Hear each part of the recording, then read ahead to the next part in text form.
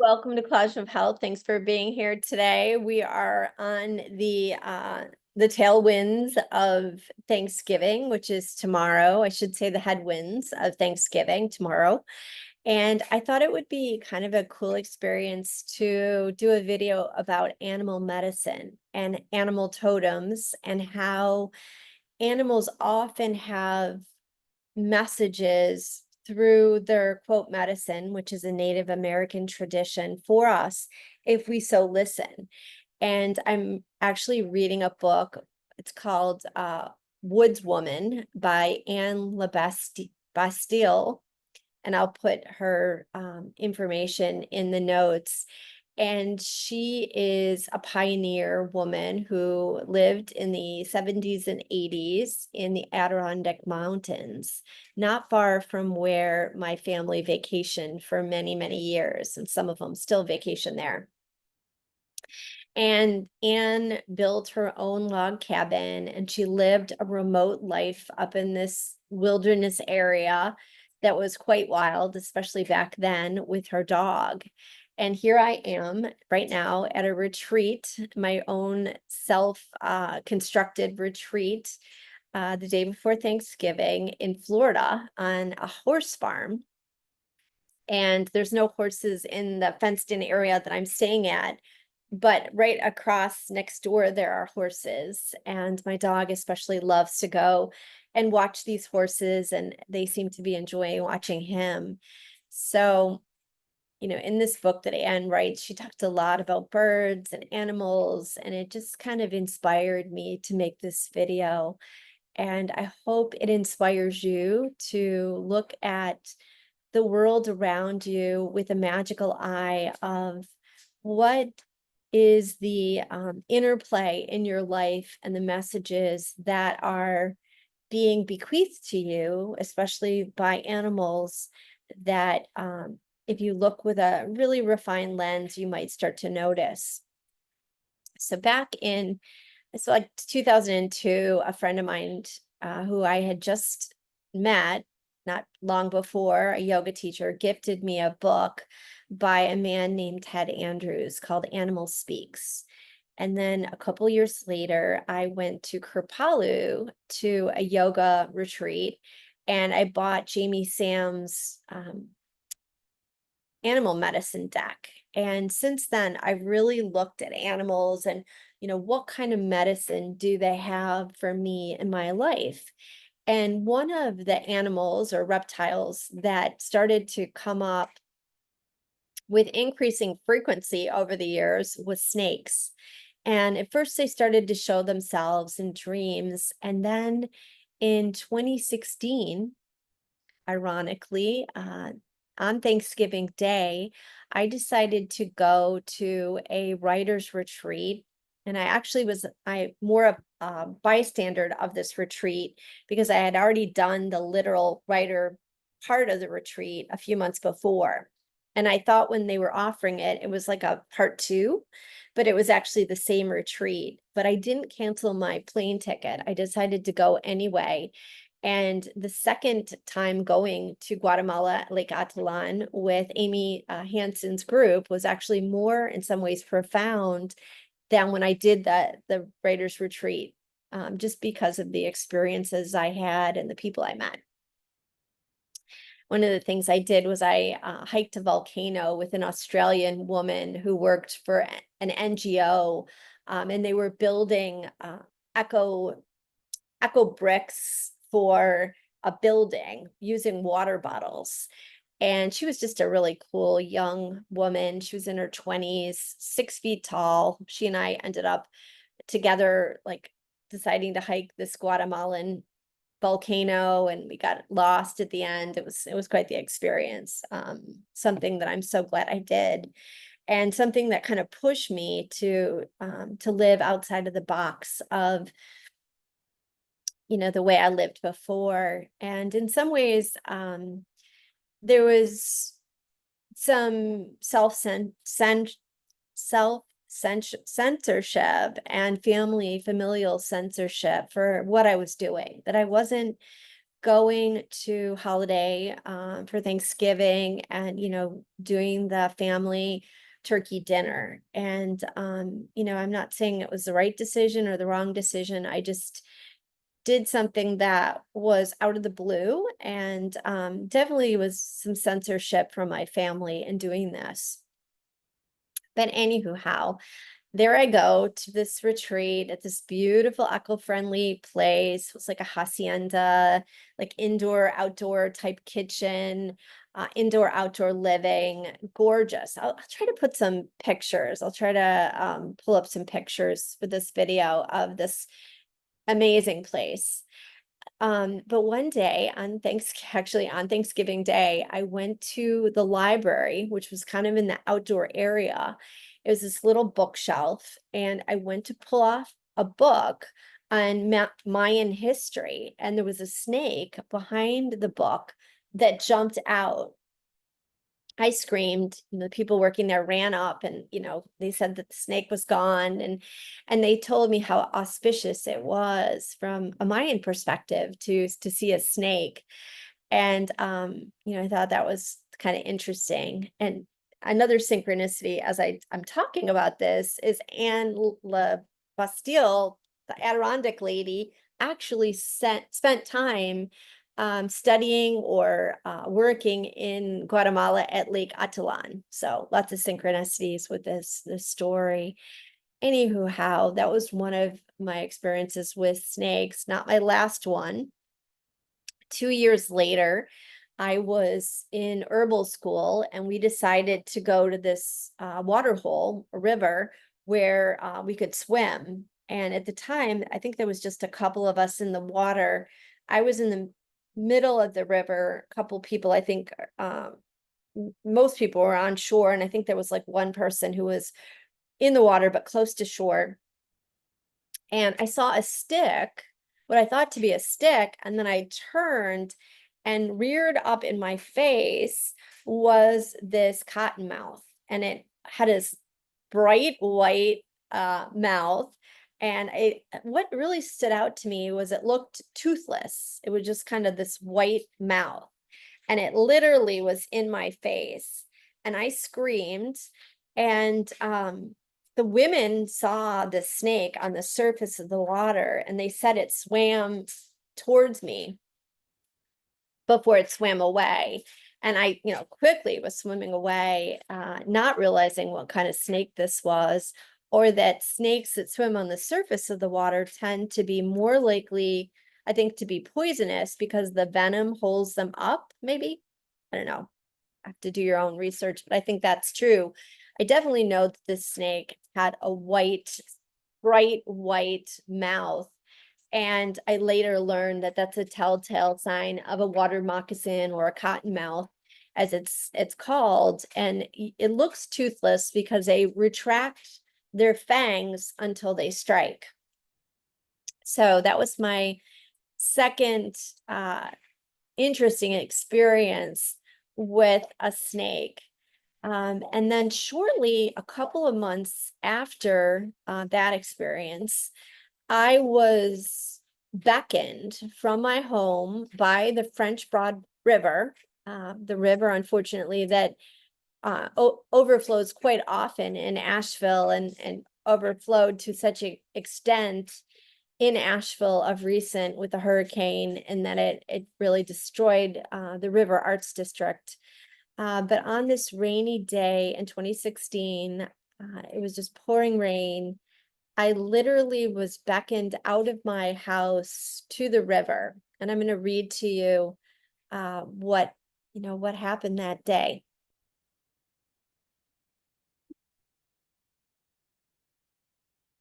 It was she who beckoned me this morning with her call.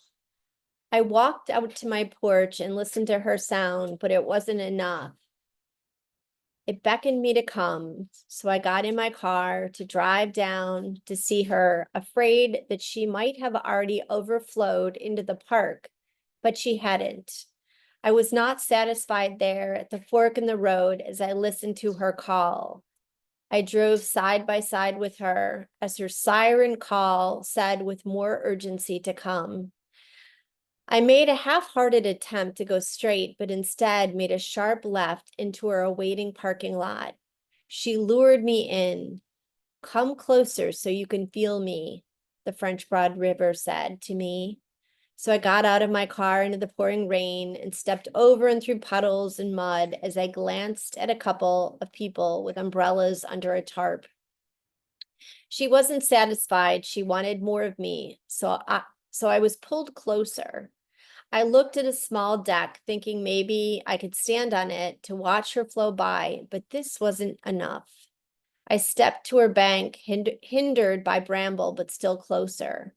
I watched her rapid flow and wondered if she wanted me to get in and join her with all that mud and debris. I was thirsty and she was full of life. I took off my shoes and I put my feet into her, and then I spotted a downed tree and she said yes. I don't have a camera to show you, so I'll tell you more of how I got on that fallen tree as it laid over her, creating a bed for me to sit on. I climbed as it whispered me to risk going further and further out over the flowing water. Too close to the shore wasn't enough for her. No more playing it safe this time. I half crawled and walked further out on its trunk and sat straddled watching her current. I stared at a spot where there wasn't any bark along the trunk, like a baby's face or a barren spot amongst an old man's whiskers. I absently thought a tree stripped of its bark isn't a good thing. As I reached down to stroke its mossy side, I thought of lichen, something that can live on anything. And then I saw a stick and then another one in the water and thought, how curious, so much like before. No more than minutes later, I saw what had drawn me to the river today. Even though I hadn't known it, it wasn't she, but he. I could have missed him slithering by with his own urgency if I hadn't glanced up just a moment before. His triangular head, black body mesmerized me with lines down his back as he flowed by on the surface of the water slithering downstream. Wait, I wanted to say, but he was gone. He looked young, but felt old. Moments later, I got up and gingerly gripped the tree as I made my way out of the park with a knowing that something was complete. I thanked her and him for allowing me to see. Something in me felt full like the river's body as I made my way home. In reflection, I'm not at all surprised that I saw him at the river on that dark and rainy day. He's shown up in my life in the lightest and darkest of ways over the years. Once in Guatemala on Thanksgiving Day, when I left my family and dared to be away by myself, I saw him there. As I pulled a book on Mayan history off the shelf, he jumped out before slithering by. In dreams and visions, he comes to me, his sly eyes and sinewy body facing me off. Even at the waterhole less than a month ago, he came right up in front of me. When I wasn't looking, he was pushing his face towards mine with his white open mouth, frightening me as I screamed and swam away. Those who witnessed told me that he watched me, maybe testing me before he quietly swam in the other direction. I don't think he wanted to cause me harm, but I am not sure. I would like to think that maybe he just wanted to make himself known. Some call him a healer, others the devil. I guess he can be anything I want him to be. Maybe I will call him Shiva that dwells within Shakti, a talisman for the transformation that I need to make. All I know is today I made my way towards him instead of running away.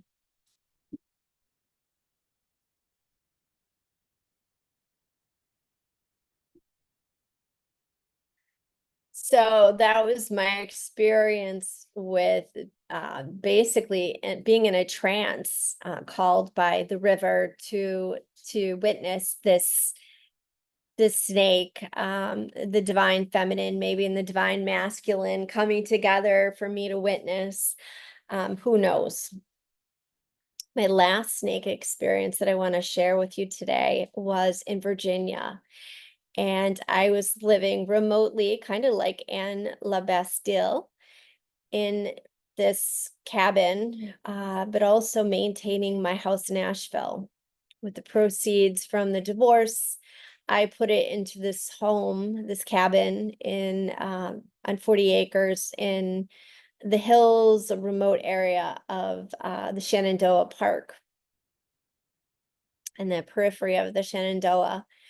And I bought the property from kind of a recluse, an Irish man who uh, did work as a professor, but on the weekends he'd go to this property for, I don't know, 40 years, since the 70s. And it was definitely a bachelor pad when I bought it. It was full of a lot of crap, excuse my French, a lot of, trinkets and trash and things like that.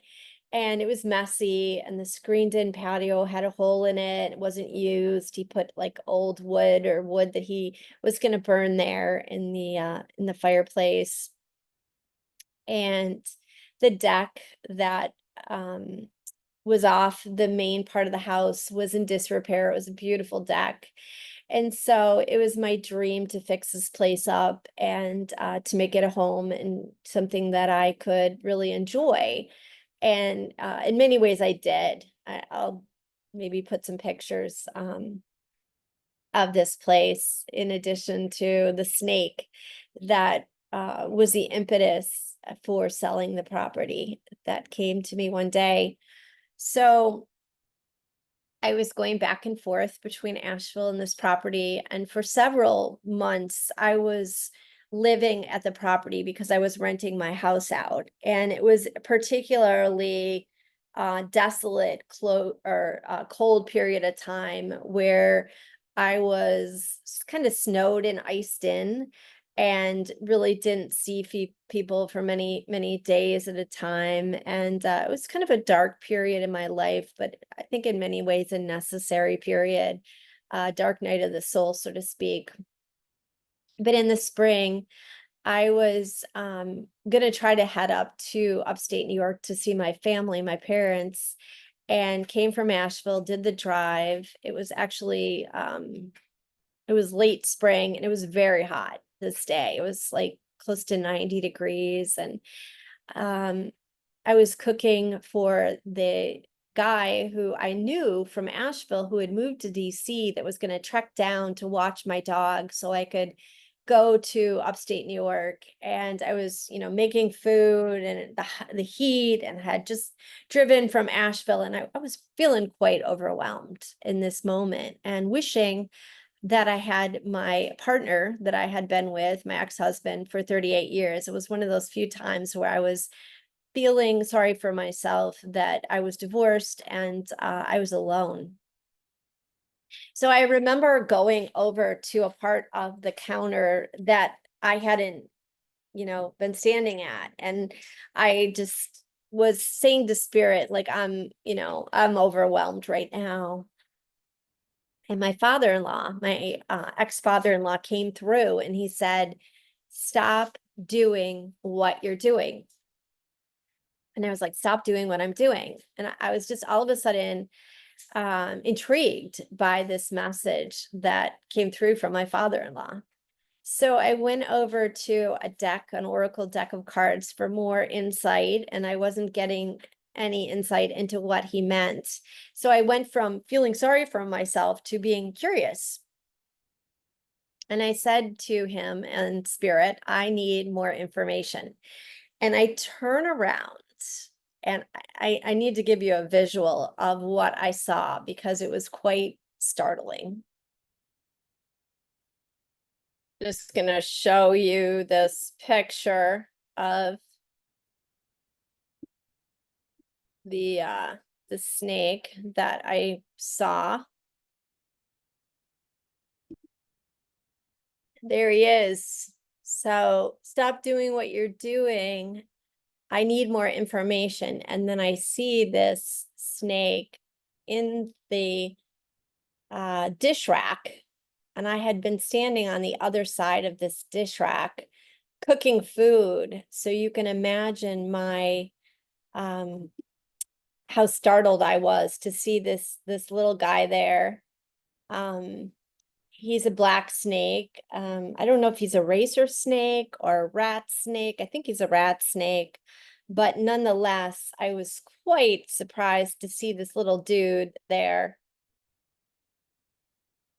So I screamed when I saw the snake, and my dog actually ran through the screen of the screened-in patio. He was so frightened by my screaming. And then I went over to turn the air conditioning on for Andrew, who was going to watch my dog, because I don't usually like air conditioning, but I knew Andrew would need it on. And that didn't seem to be working. Come to find out, it was fine. And the message to sell the property came to me that stop doing what you're doing. I was spreading myself too thin, and I needed to no longer retreat to this property, but needed to go back to my life in Asheville. So I don't know, maybe that's a message for me now. I need to go back to my life in Asheville from this retreat I'm on right now in Florida. But anyway, I haven't seen any snakes, fortunately, in Florida.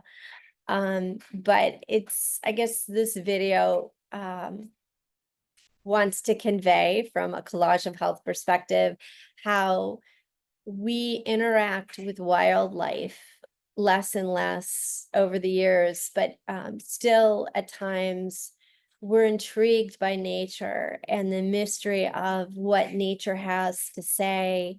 And if we get really, really quiet, we can garner the messages that nature has for us. So I think I'm going to close there. Thanks for watching today. I have other animal stories, but I think I'll share them at a different time. Have a good day. Have a happy Thanksgiving.